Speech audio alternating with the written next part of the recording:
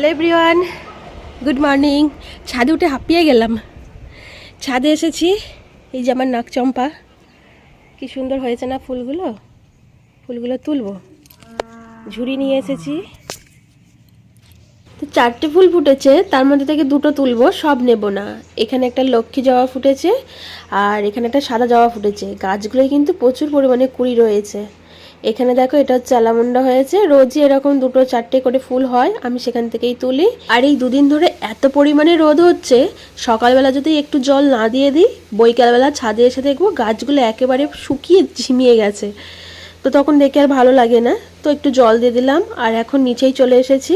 এই দেখো, এই জবা ফুল গাছে আজকে আরও একটা জবা ফুল ফুটেছে, কি ভালো দেখতে লাগছে। একটা তুললাম, ঠাকুরের পায়ে দেব। গাছে আরও কুঁড়ি রয়েছে। আর তারপরে সমস্তটা সাজিয়ে গুছিয়ে ভগবানের পুজো দিয়ে নিলাম। আর আমার এই ব্লগগুলো কেমন লাগছে তা কিন্তু অবশ্যই জানিও।